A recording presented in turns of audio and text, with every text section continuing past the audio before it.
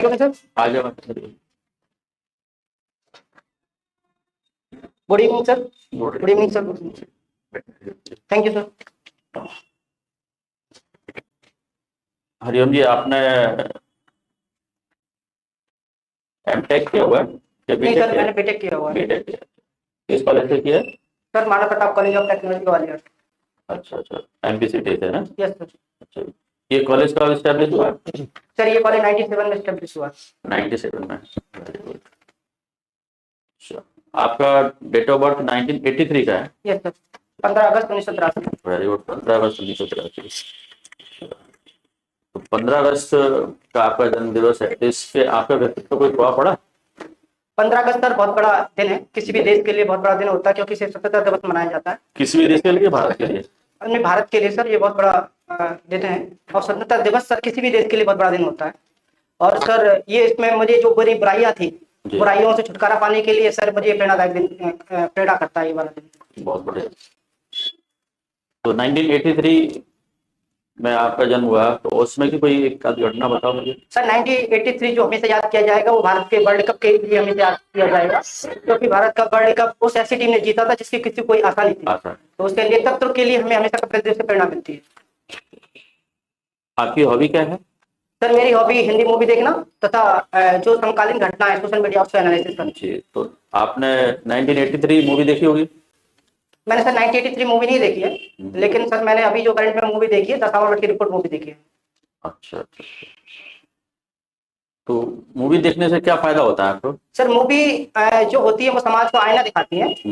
और सर समाज के आईने से हमको कुछ ना कुछ मूवियों से सीखने को मिलता है, जिससे हम आगे वाले जीवन में अपनी मूवियों से सीख के हम प्रेरणा लेते हैं और आगे एक मार्गदर्शक के रूप में हम मूवियों को देख सकते हैं।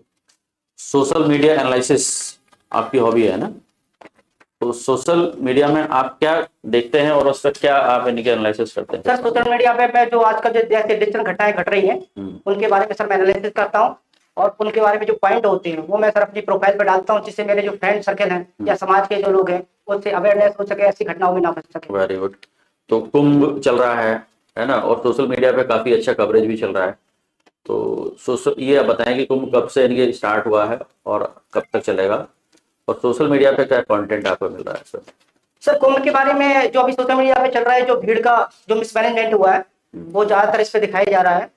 मिसमैनेजमेंट के लिए सर कुछ गवर्नमेंट की लापरवाही है, साथ में कुछ कुंभ के कुछ ऐसे बाबाओं के बारे में दिखाया जा रहा है जिन्होंने आईआईटी बॉम्बे से बीटेक किया हुआ था और एरोस्पेस में उन्होंने अपनी आध्यात्मिक की अपने जीवन के बारे में अपनी जो यात्रा थी उसके बारे में शेयर किया है। ये सारी घटनाएं सर आजकल सोशल मीडिया पे ज्यादा। और भी यानी कि कुंभ में 2-3 लोग वायरल हो रहे हैं, वो कौन कौन है? एक तो सर इंदौर की मोनालिसा नाम की एक युवती है, वो अपनी आंखों के लिए सर फेमस हो रही है। और सर और एक आईआईटीएन बाबा फेमस हो रहे हैं। बाकी सर अभी जो मैंने अभी करंट में जो सोशल मीडिया में एनालिसिस किया वो एंटरप्रेन्योरशिप के नाम से मैंने देखा कि एक बंदा या एक व्यक्ति जो दातुन बेच के भी एक दिन में मतलब 4 दिन के अंदर 40,000 रुपए कमा लिए। अच्छा, तो एक शारिया भी है? हाँ सर, हर्षित शारिया भी फेमस हुई। ऐसे तो सर ममता कुलकर्णी भी फेमस हुई, एक महामंडलेश्वर की उपाधि उनको मिल गई थी जो भी किन्नर अखाड़े से। बाद में छीन भी ली गई। सर ऐसी घटनाएं तो होती रहती हैं, ये तो सर ये आध्यात्मिक मुद्दा है या वो अखाड़े का मुद्दा है, इसके बारे में सर मैं अपना कोई ओपिनियन नहीं देना चाहता। अच्छा, तो महामंडलेश्वर कौन होते हैं? सर महामंडलेश्वर अखाड़ा द्वारा दी गई एक उपाधि होती है, जो एक प्रकार से सर अखाड़ों में ये आध्यात्मिक गुरुओं के नाम से एक उपाधि है जो उसको रिप्रेजेंट करता है। कितने अखाड़े हैं टोटल इसमें? सब ये भी प्रेजेंट 13 अखाड़े हैं, जिसमें सर 7 वैष्णव है, 7 शैव है और 3 वैष्णव और 3 उदासीन है। अच्छा अच्छा। ये इलाहाबाद का कौन सा अखाड़ा है? प्रयागराज का? प्रयागराज में सर अभी तो 13 ही अखाड़े लगे हुए हैं। नहीं लगे तो वैसे वहाँ का ख्याल है? मुख्यालय तो सर जूना अखाड़ा है। जूना अखाड़ा, उसके प्रमुख कौन? सर जूना अखाड़े के सर अभी मैं याद नहीं कर पा रहा हूँ सर। तो हरिओम जी आप क्या पढ़ाते हैं? सर अभी तो मैं सर लॉर्ड स्टील में ऐसे सीनियर इंजीनियर हूँ, प्रोडक्शन डिपार्टमेंट। अच्छा, तो आपने मैकेनिकल से इंजीनियरिंग किया होगा। Yes sir. मुझे ये बताइए बेंडिंग स्ट्रेस क्या होती है? सर बेंडिंग स्ट्रेस जब सब किसी हम बीम पर जब लोड डालते हैं और लोड डालने के बाद सर जो बीम अगर बैंड होती है उस समय जो स्ट्रेस अप्लाइड होता है उसको सर बेंडिंग स्ट्रेस के नाम से हम जानते हैं। इसका मैथमेटिकल फॉर्मूला क्या होता है? सर मैथमेटिकल फॉर्मूला ब्यूलर फॉर्मूले से निकालते हैं, M/I sigma upon by E upon RC। अच्छा, ई क्या होता है इसमें? ई इस पर सर यंग मॉडुलस होता है। और आर? आर सर उस रेडियस का जो कर्वेचर होता है उसका रेडियस होता है। ठीक है। आपने मोहर सर्कल पढ़ा है? सर मोहर सर्कल पढ़ा है मैंने, मोहर लेकिन सर्कल क्या होता है? सर मोहर सर्कल से हम प्रिंसिपल स्ट्रेस और प्रिंसिपल स्ट्रेस निकालते हैं। इसमें सर माइनर स्ट्रेस भी निकाल सकते हैं और मेजर स्ट्रेस भी निकाल सकते हैं। अच्छा, उसका जो रेडियस होता है मोहर सर्कल का, वो किसको रिप्रेजेंट करता है? Sir radius normal stress represent करते शेयर स्ट्रेस। हैं। अच्छा, ये बताइए मुझे, एक ऑटोमोटिव इंजन है तो उसमें डिफरेंशियल, यूनिवर्सल जॉइंट और प्रोपेलर शाफ्ट तीनों यूज किए जा रहे हैं। तीनों के बारे में बताइए क्या क्या फंक्शन होता है।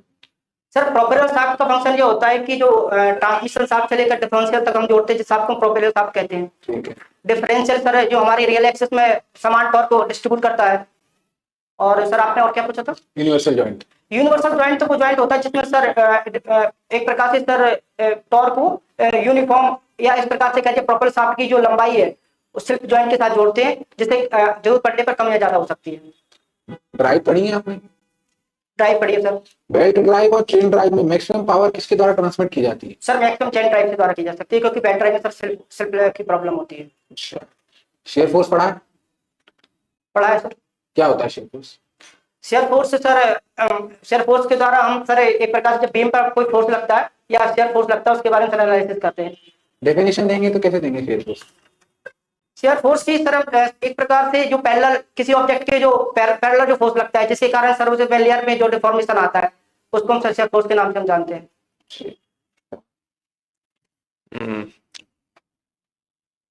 हरिओम जी, गवर्नर के बारे में आपने पढ़ा होगा। गवर्नर जो एक स्टीम टरबाइन में इस्तेमाल किया जाता है, इसका क्या फंक्शन क्या होता है, क्यों गवर्नर यूज करते हैं? सर गवर्नर हम इंजन में भी यूज करते हैं। गवर्नर का सर मेन फंक्शन होता है कि लोड और स्पीड के हिसाब से फ्यूल को सप्लाई करता है। बस यही है और कुछ नहीं है इसका यूज? इसके अलावा सर स्पीड को भी मेंटेन करता है लोड के हिसाब से। स्पीड को करता है, फ्यूल को। yes। कार्बोरेटर पहले BS4 तक गाड़ियों में आता था कि BS3 तक आता था? सर कार्बोरेटर ज्यादा BS3 तक आता था। BS3 तक आता था, तो क्यों उसको डिसकंटिन्यू किया? सर कार्बोरेटर की इसलिए डिसकंटिन्यूड किया क्योंकि सर कार्बोरेटर का जो मेन फंक्शन था वो सर एयर और फ्यूल की सप्लाई को सिलेंडर के अंदर भेजता था, जिससे सर पेट्रोल इंजन की एफिशिएंसी भी कम होती थी। आजकल मल्टी फ्यूल पॉइंट को हम यूज कर रहे हैं, वो मल्टी फ्यूल पॉइंट सर हमारे यूएसपी से जुड़ा रहता है। और सर उससे क्या होता है कि जो सिलेंडर के अंदर जितनी रिक्वायरमेंट फ्यूल की होती है उस हिसाब से फ्यूल को इंजेक्ट करता है सिलेंडर के, जिस अंदर में एफिशिएंसी बढ़ गई और इसके अंदर हमारा पॉल्यूशन भी कम हो गया। ठीक है। अच्छा, आपने जनरेशन ऑफ कंप्यूटर पढ़ी होगी। कंप्यूटर की कुछ जनरेशन आई थी ना, first generation computer, second generation. तो ऐसी कौन सी जनरेशन आपको सबसे ज्यादा प्रभावित किया? सर जो मुझे सबसे ज्यादा जनरेशन जो प्रभावित किया है वो सर जनरेशन 3 ने प्रभावित किया है, क्योंकि सर इसके अंदर हमारा BLC का भी यूज किया है। मतलब एक ऐसे कह सकते हैं साइज एकदम से बहुत छोटा हो गया, एकदम छोटा हो गया BLC। एफिशिएंसी ज्यादा बढ़ गई। यूज हमने किए थे, साइज छोटा हो गया। नहीं, आईसी तो अपन ने 4th जनरेशन में किया था ना, कि 3rd में किया था? 3rd में सर किया था। आईसी में किया था, 2nd में ट्रांजिस्टर किए थे। अच्छा, ये बताइए कि हम किसे पॉल्यूशन कह सकते हैं? पॉल्यूशन तो सर जो एक प्रकार से एनवायरमेंटल को नुकसान पहुंचा जाए उसको हम पॉल्यूशन कहते हैं। पॉल्यूशन कई प्रकार से हो सकते हैं, एयर पॉल्यूशन भी हो सकता है सर, नॉइज पॉल्यूशन भी हो सकता है। नहीं, तो सिर्फ आपने बोला कि एनवायरमेंट को पॉल्यूशन करे। तो अगर किसी आदमी को आपकी आवाज से प्रॉब्लम है तो क्या वहां भी पॉल्यूशन की कैटेगरी में आएगा? पॉल्यूशन भी आदमी, क्योंकि सर ये आदमी नहीं, आपकी आवाज से, यहाँ पे मान लीजिए 3 लोग हैं, उनमें से एक को आपकी आवाज से कुछ प्रॉब्लम आ रही है, मान लीजिए आपको चीख रहे हैं या कुछ हो रहा है, एक को प्रॉब्लम, 2 को नहीं आ रही, तो तब भी वो पॉल्यूशन की कैटेगरी में आएगा? सर अगर एक आदमी को प्रॉब्लम आ रही 2 को नहीं आ रही तो पॉल्यूशन के अंतर्गत नहीं आएगा। उस आदमी को कुछ ना कुछ प्रॉब्लम होगी, या वो सर आदमी हेरिटेड हो रहा होगा या उसको इंटरनल स्ट्रेस होगा। क्योंकि अगर कोई व्यक्ति, अगर 2 व्यक्ति को प्रॉब्लम नहीं आ रही है, अगर उसी व्यक्ति को प्रॉब्लम आ रही है तो इसका मतलब है कि उसको कुछ ना कुछ इंटरनल स्ट्रेस है, इसकी वजह से वो जो व्यक्ति वो हेरिटेड हो रहा है। अच्छा, डायोड्स के बारे में आपने पढ़ा है? Sorry sir, diode yes sir, थोड़ा सा पढ़ा है। अच्छा, थोड़ा सा पढ़ा है। तो आप तो मुझे बताइए कि डायोड्स का कहाँ पर सबसे ज्यादा एप्लीकेशन आपने यूज किया है? डायोड्स का सर जैसे टीवी में हम यूज करते हैं, मोबाइल के अंदर भी हम यूज करते हैं। अच्छा। और सर ज्यादातर सर इलेक्ट्रॉनिक सर्किट में हम डायोड्स का यूज करते हैं। अच्छा, कास्टिंग एक बहुत इंपॉर्टेंट सब्जेक्ट है आपका। तो इन्वेस्टमेंट्स कास्टिंग और डाई कास्टिंग में क्या डिफरेंस है दोनों? सर इन्वेस्टिंग कास्टिंग ज्यादातर हम मास प्रोडक्शन और प्रिसीजन वर्क के लिए हम यूज करते हैं। ठीक है। इसके अंदर सर हम क्या करते हैं कि वैक्स का पैटर्न बनाते हैं, और वैक्स के पैटर्न को सर हम सैलरी होती है उसके अंदर डिप करते हैं, और सैलरी के डिप करने के बाद सर हमको जो ऑब्जेक्ट मिलता है उसको सर हम जो कोर मेटल होता है उसके अंदर डालते हैं, और डीवैक्सिंग के बाद हमको सर जो ऑब्जेक्ट मिलता है वो हमारा इन्वेस्टमेंट कास्टिंग होता है। डाई कास्टिंग से 2 प्रकार की होती है। ठीक है, मैं समझ गया, आपको पता है इसके बारे में। अच्छा, रेनॉल्ड्स ट्रांसपोर्ट थ्योरम पढ़ी है आपने? सॉरी सर, ये नहीं पढ़ी। रेनॉल्ड्स ट्रांसपोर्ट थ्योरम नहीं पढ़ी, आप अनुमान लगाना चाहेंगे कहाँ पे होती होगी ये इस्तेमाल? सर मैकेनिकल में तो मैंने नहीं पढ़ी सर। नहीं पढ़ी, ठीक है मैडम। नेवियर स्टॉक के बारे में सुना? Navier stock equation, Navier stock equation. Sorry ma'am, Bernoulli theorem के बारे में सुना है आपने? Bernoulli theorem. Bernoulli theorem madam कुछ अजम्पशन पे लेते हैं इससे, जैसे सर फ्लूइड आपका स्टेडी फ्लो होना चाहिए, इनकम्प्रेसिबल होना चाहिए। इसके अंदर सर मैम ये जो हमारी एनर्जी कांस्टेंट होती है, इसका जो फार्मूला होता है p upon rho g plus v square upon 2g plus z होता है। पी अपॉन रो जी यहाँ पर प्रेशर हेड होता है, v square upon 2g kinetic head होता है, और जेड यहाँ पर पोटेंशियल हेड होता है। तो एनर्जी यहाँ पर कांस्टेंट होती है, इसे बर्नौली इक्वेशन के नाम से हम जानते हैं। जी, इसके एप्लीकेशंस क्या? मैम इसके एप्लीकेशन ऑफिस मीटर में, बेंचुरी मीटर में, प्रोडक्टिव में भी यूज करते हैं। हाइड्रोडायनेमिक्स एंड हाइड्रोस्टैटिक और लुब्रिकेशन के बारे में बताएं। हाइड्रोस्टैटिक लुब्रिकेंट में मैम जहाँ पर कोई भी इक्विपमेंट स्टैटिक हो वहाँ पर हाइड्रोस्टैटिक लुब्रिकेंट का हम यूज करते हैं। और हाइड्रोडायनेमिक? हाइड्रोडायनेमिक जहाँ पर मैम दो ऑब्जेक्ट आपस में रिलेटिव मोशन हो वहाँ पर हाइड्रोडायनेमिक का हम यूज करते हैं। इन दोनों में डिफरेंस क्या? मैडम जो स्टैटिक में होता है उसमें विस्कोसिटी हमें ज़्यादा जरूरत नहीं पड़ती, विस्कोसिटी का कोई रोल नहीं होता है। डायनामिक लुब्रिकेशन में विस्कोसिटी की जरूरत पड़ती है। जी, आपकी हॉबी मूवी देखना है। आर्टिकल 15 मूवी देखी है आपने? मैडम आर्टिकल 15 मूवी देखी है मैंने। हाँ, तो उसका मतलब हमारे आपको लगता है कि सोसाइटी पे इम्पैक्ट एनालाइज करते हैं आप, तो क्या इम्पैक्ट? मैडम आर्टिकल 50 में मूवी हमको ये बताती है कि समाज के अंदर जो जातिवाद है उस जातिवाद को खत्म कर कर हमको एक सूत्र में बढ़ना है और देश को आगे बढ़ाना है। हमें विभिन्न जातियों में नहीं पढ़ना है या विभिन्न जातियों के बारे में नहीं सोचना है। जो समाज हमारे भारत के लिए जो सोसाइटी है उसको एक जो जिसके लिए जो कंट्रीब्यूट कर सके उस जातियों से हटकर हमको एकता के सूत्र में रखते हुए देश को आगे बढ़ाना है। आर्टिकल 15 हमारे कॉन्स्टिट्यूशन में किस मतलब कोई एक फेमस है, उससे किससे रिलेटेड है? आर्टिकल 15 मैडम जातिवाद से रिलेटेड है और ये हमारे जो संविधान अनुसूची, मैडम मुझे अभी याद नहीं कर पा रहा हूँ कौन सी अनुसूची में। Fundamental right. हाँ फंडामेंटल राइट्स में, हाँ फंडामेंटल राइट्स। जी सर। ठीक है, आगे बोलिए।